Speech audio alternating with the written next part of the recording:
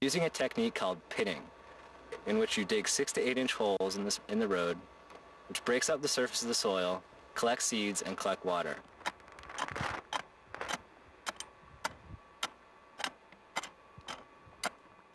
In desert tortoise habitat, it is important to dig pits with gradual slopes to avoid trapping young tortoises. The goal of pitting is to provide all the elements that can foster the natural regrowth of a site. With that in mind, the crew attempts to help the restoration process by collecting and placing seeds in the pits.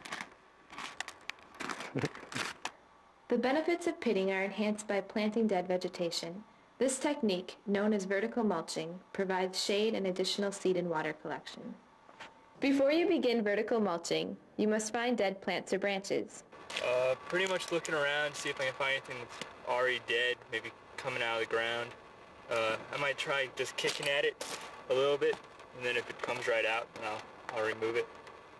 Another good way to determine whether a plant is dead is by breaking off a small twig and looking for traces of green. When the plants have been collected, it's time to put them in the ground.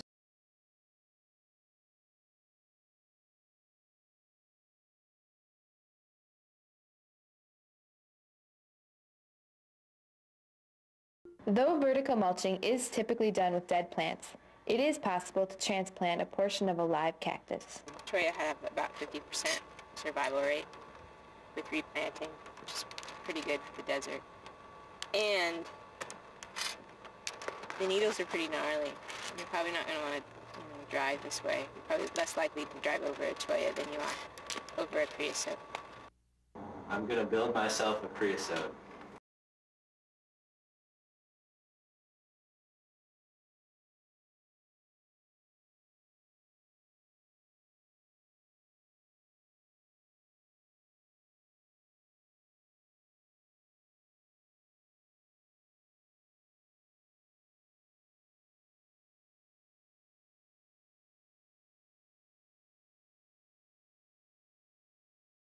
We put rocks down on top of the branches to weigh them down so they don't get blown away, washed out.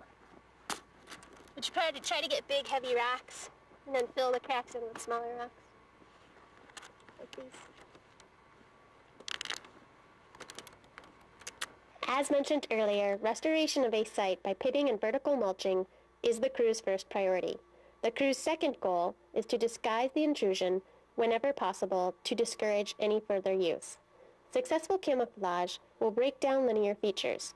It blends the intrusion into the surrounding area by mimicking vegetation and creating consistency in color and texture. I'm planting it because it's sort of white. These are sort of white. I think they're the same plant. It'll pull the line in, and then it'll look like there's no road. Why those bushes? Because they're dark, and from the road, and line of sight, they look bigger when they're darker. They make more of an impression on your eye. Any camouflage should disguise an intrusion within the line of sight from any angle on the wilderness boundary. In other words, it is necessary to treat all parts of the intrusion that can be seen from any part of the border. I need some help, so I'm going to go back here, and you guys are going to tell me where to put this stuff. I was thinking behind you, on the other side. Like right there. Matching the texture and color of the surrounding rocks and soil is another important part of camouflage. To make the road blend in, we're going to try to get some rocks to create that texture that we need. You can see that rocks have been pushed out of the road. See that it's smooth, and there are rocks on either side and in the middle. So we're going to add rocks to texturize it and make it look better.